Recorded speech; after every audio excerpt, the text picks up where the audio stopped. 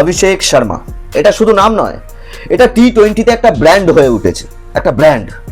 অভিষেক শর্মা হলো সেই প্লেয়ার যার নাম শুনলে দুনিয়ার যে কোনো বোলার, দুনিয়ার যে কোনো টিম ঘাবড়ে ওঠে, তাদের রাতের ঘুম উড়ে যায়। অভিষেক শর্মা হলো সেই প্লেয়ার যে মাত্র 1 বছরের মধ্যে নিজেকে এমন জায়গায় নিয়ে গেছে, এমন লেভেলের পারফরমেন্স করেছে যে টি-20তে এই নামটা শুধু নাম নয়, এক বাদশাহ হয়ে উঠেছে, বাদশাহ। টি-20তে অভিষেক শর্মা এই মুহূর্তে নাম্বার 1 ব্যাটসম্যান। কিন্তু এরপরে শুরু হচ্ছে আসল খেলা।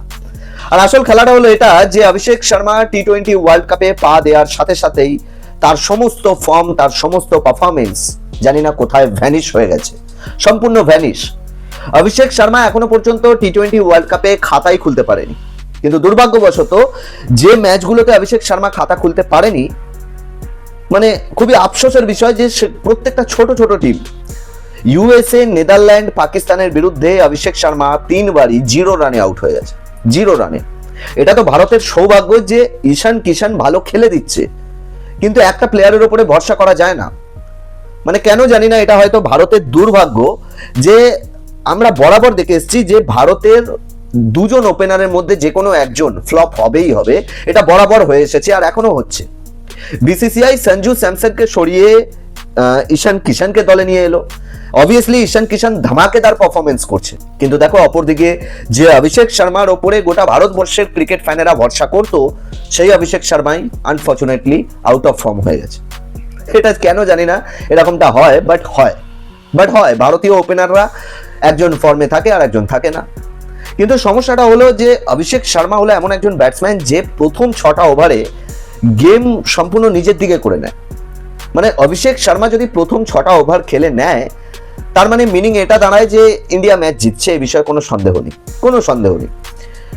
এবার জানি না যে অভিষেক শর্মার কি হয়েছে, কয়েকদিন আগে শরীর খারাপ ছিল, পেটে প্রবলেম ছিল, জ্বর ছিল, সব ঠিক হয়ে গেছে, কিন্তু দেখো কালকে আবার নেদারল্যান্ডের বিরুদ্ধে 0 রানে আউট। দেখো ইন্ডিয়া অলরেডি সুপার 8-এ উঠে গেছে, আর যেহেতু সুপার 8-এ উঠেছে, এখন অবশ্যই ভালো পারফর্ম করাটা জরুরি, কারণ এবার সম্পূর্ণ বড় বড় টিমগুলোর সাথে দেখা হবে। আর বড় টিমেদের কাছে সঠিক গেম প্ল্যানিং থাকে, যেগুলো ছোটখাটো টিমের বিরুদ্ধে থাকে না। দেখো কালকে নেদারল্যান্ড কিন্তু ঈশান কিষান এবং অভিষেক শর্মা দুজনকেই পাওয়ার প্লে চলাকালীনই আউট করে দিয়েছে, কিন্তু তারপরেও নেদারল্যান্ড নিজেদের ইনিংসকে ঠিক সামলাতে পারলো না, কারণ তাদের কাছে সঠিক গেম প্ল্যানিং নেই। কিন্তু সেটা সাউথ আফ্রিকার কাছে আছে, অবভিয়াসলি আছে, সেটা ওয়েস্ট ইন্ডিজের কাছে আছে। আর ওয়েস্ট ইন্ডিজ সাউথ আফ্রিকার সাথে এই সুপার 8-এ খেলা হবে, আর সেখানেও যদি ঈশান কিষান বলো বা অভিষেক শর্মা যেভাবে আউট হচ্ছে, সেভাবে যদি বড় টিমের বিরুদ্ধেও আউট হয়ে যায়, এটা কিন্তু ভারতের জন্য খুবই দুর্ভাগ্যজনক বিষয়, কারণ তখন কিন্তু ইনিংসটাকে সামলানো মুশকিল হবে সামলানোটা। বাকি চলো, অভিষেক শর্মা বড় লেভেলের প্লেয়ার।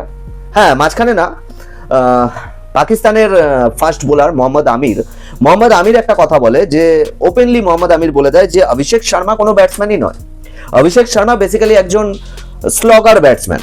স্লগার বলতে যারা জানো না তাদের জন্য বলে দিই, স্লগার তাদেরকে বলা হয় ক্রিকেটের ভাষায়, তারা যারা যে সমস্ত ব্যাটসম্যানেরা জাস্ট চালিয়ে খেলতে নামে, জাস্ট ব্যাট চালায়, যে কোনো দিকে যে কোনো দিশায় ব্যাট চালিয়ে দেয়, ব্যাটে লাগে, বল বাউন্ডারির বাইরে যায়, এই সমস্ত ধরনের ব্যাটসম্যানদেরকে সাধারণত স্লগার বলা হয়। আর মোহাম্মদ আমির আমাদের অভিষেক শর্মাকে বেসিক্যালি সেটাই বলতে চেয়েছে যে অভিষেক শর্মা হলো একজন স্লগার ব্যাটসম্যান, তার কাছে প্রপার টেকনিক নেই, অভিষেক শর্মা প্রপার ব্যাটসম্যান নয়, এই কথা বলে মোহাম্মদ আমির। কিন্তু আমার সেটা মনে হয় না, আমার মনে হয় যে অভিষেক শর্মার কাছে প্রপার টেকনিক আছে।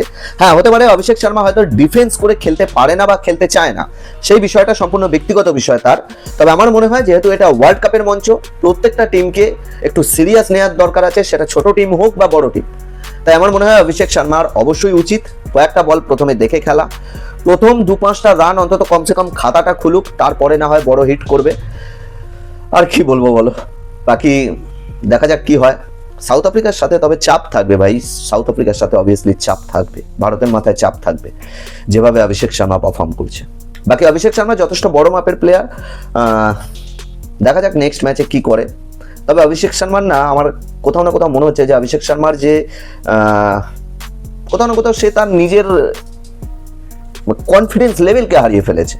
কালকে দেখলাম যে অভিষেক শর্মা মোহাম্মদ সিরাজের জার্সি পরে মাঠে নামছে। মানে অভিষেক শর্মা বেসিক্যালি এটা ভাবছে যে আই থিঙ্ক আমার হয়তো সময় ভালো যাচ্ছে না, তো আমি মোহাম্মদ সিরাজের জার্সি পরে নেমে পড়ি, দেখা যাক যে মোহাম্মদ সিরাজের জার্সি পরে যদি আমি কিছুটা পারফর্ম করতে পারি। কিন্তু বিষয়টা সেরকম নয়, যদি তোমার ব্যাট না চলে, যদি তোমার ভাগ্য সাথ না দেয়, তাহলে তুমি যে কারোর জার্সি পরো না কেন, এতে কোনো কাজ হবে না। বাকি চলো, তোমাদের মতামত অবশ্যই কমেন্ট করে জানিও। অভিষেক শর্মা কি সাউথ আফ্রিকার বিরুদ্ধে ভালো একটা ইনিংস খেলতে চলেছে? কি মনে হয় কমেন্ট করে জানিও। বাকি চলো, ভিডিও ভালো লাগলে লাইক কমেন্ট শেয়ার করে চ্যানেলটাকে অবশ্যই সাবস্ক্রাইব করে নিও।